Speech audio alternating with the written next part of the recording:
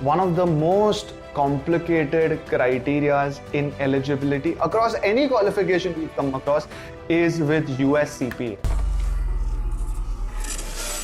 Let me just make it easy for all of y'all, and especially if you are contemplating whether you're eligible or not, and you don't want to just rely on other institutes to tell you this is how it goes, right? So first of all, why is it so complex? Because unlike Indian CA or CFA or ACCA, where, you know, if you fulfill certain criteria, you can register. Okay, that's the simple. So for example, in Indian CA, as long as you've cleared your grade 12, you can appear for it. That's it, simple.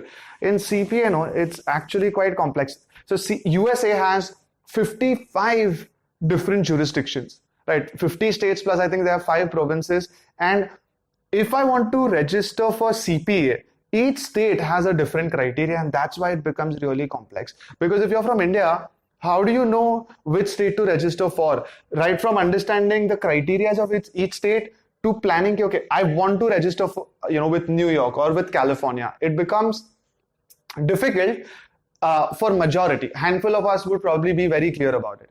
So not only do you have to figure out whether you're eligible, but you have to also plan which state, and that's why the complications basically exponentially higher than the others. So we figured out, we're going to suggest the easiest way for all of us to calculate whether we are eligible or not. So first of all, guys, you got to understand that out of the 55 states, many states most of us will directly be ineligible for, because they require the social security number, which essentially means that we need to be US citizens. Since I'm assuming that a lot of us won't be, our 55 states basically come down to a few handful. We've seen registering our candidates through states like Guam or Montana have been really helpful. Washington is another one, Pennsylvania is another one. I would suggest you guys look at these. But in today's video, I'm going to mostly talk about whatever I'm referring to will be for Guam and Montana, because those are the ones where we feel have the least rigid criteria for Indian students. Now, this is through with the states. Now come back to your own criteria, right? The US CPA requires you to have something known as 120 credits to appear for an exam and 150 credits for attaining license. Now, our goal will be to get 150 because it doesn't make sense in just giving the exam and not getting license. So how do we get to 150 credits? First of all, if you've done BCom or any BCom equivalent from a UGC approved university in India, so Mumbai University, Delhi University, IGNOU, all of these are eligible. Each year of BCom gives you 30 credits. So as long as you've done BCom, you get a total of 90 credits. That's sorted, right? Most of us who ideally would want to appear for CPA have to be graduates by default. So I'm assuming that is a given for all of us. So if we've got 90, to be eligible, we need 30 more credits, and for license, we need 60 more credits. So how do we get into it?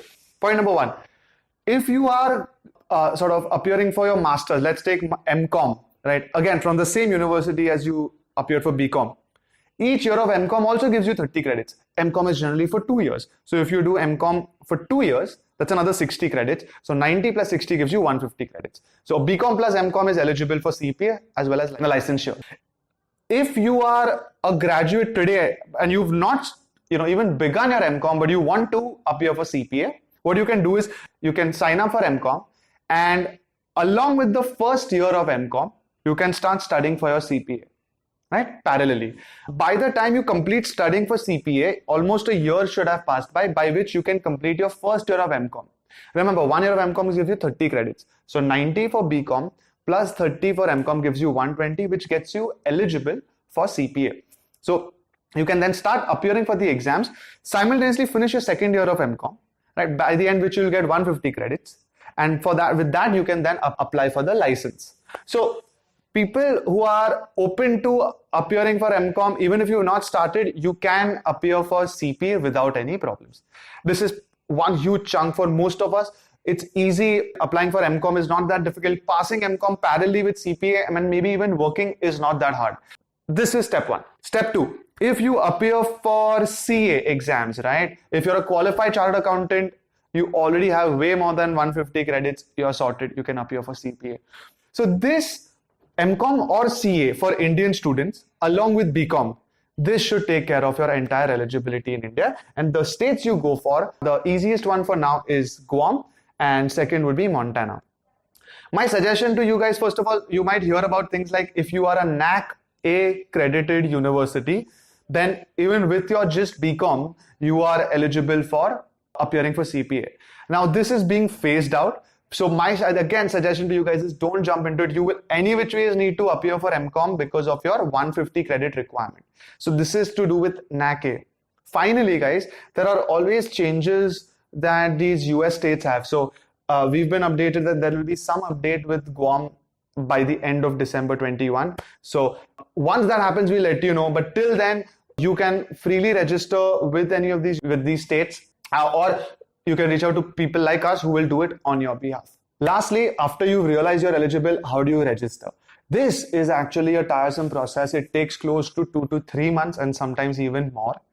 You need to get your university transcripts, which are essentially mark sheets. You need to have them in a particular kind of sealed envelope, send them to a body called NASBA, not to CPA. So CPA's institute is called AICPA, the American Institute of Certified Public Accountants.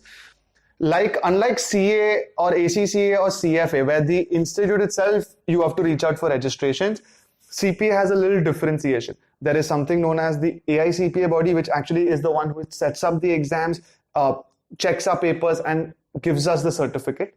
And then there is another body called NASBA. NASBA goes through this entire process of making sure that you're eligible or not and ensuring that for the states you're applying, all your transcripts, all your mark sheets, do they qualify or not?